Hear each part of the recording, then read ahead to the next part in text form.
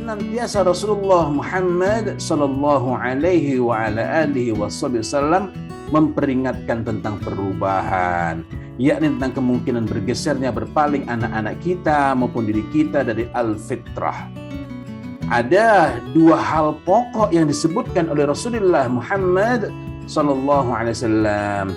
Yang pertama, siapakah yang bertanggung jawab terhadap pergeseran, terhadap penyimpangan dari al-fitrah itu, yakni seluruh hadis itu menyebutkan adalah orang tua, kecuali satu hadis saja yang menggunakan kata hunafa itu menyebutkan syaitan.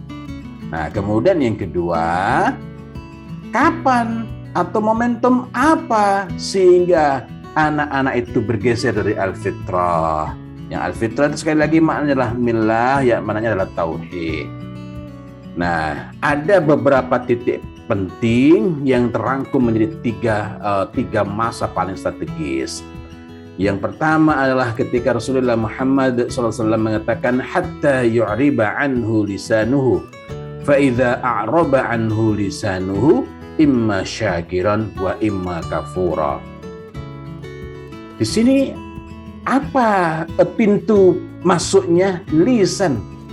Fa idza a'raba anhu lisanuhu imma syakiran wa imma kafura. Sehingga di usia itu kita patut melakukan assessment terhadap anak kita.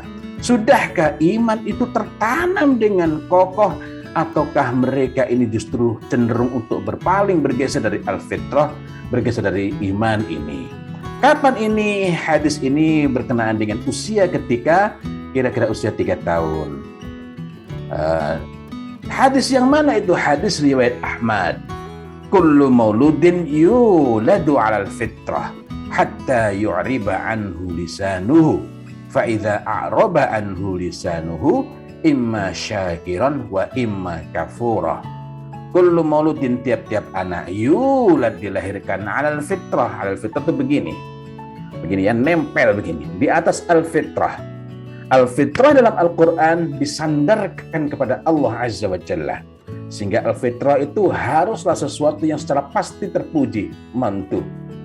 Sehingga segala sesuatu yang memiliki potensi tidak terpuji tidak dapat dikatakan sebagai al-fitrah.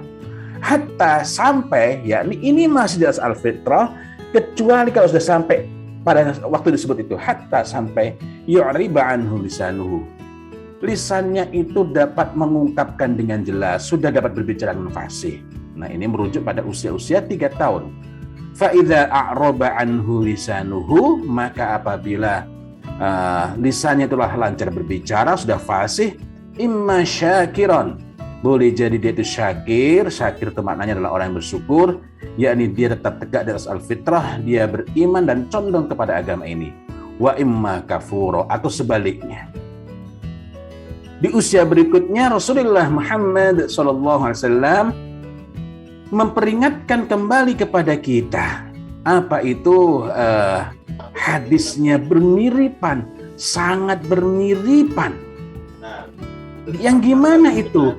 Kullu mauludin yuladu 'alal fitrah hatta yu'riba anhu lisanuhu. Sampai di sini masih sama. Tapi berikutnya ada perbedaan 1 poin. Fa idza abbara anhu lisanuhu, apabila dia telah mampu mengartikulasikan gagasan, mengungkapkan perasaan dengan jelas, melakukan framing. Ini kira-kira ketika anak itu sudah mencapai taraf tamyiz. Anak tersebut memayyiz. Ini kira-kira usia 6 atau 7 tahun. Di saat itu kita kembali perlu melakukan assessment. Imma syakiran, anak kita itu syakir, tetap tegak di atas al-fitrah, condong kepada agama ini, bersemangat kepada agama ini, ataukah sebaliknya. Dan pintu kerusakannya lagi-lagi yang disebut adalah lisan.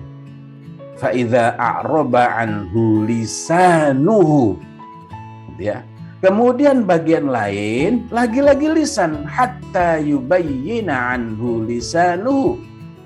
Lagi-lagi lisan. Ini di usia berikutnya lagi.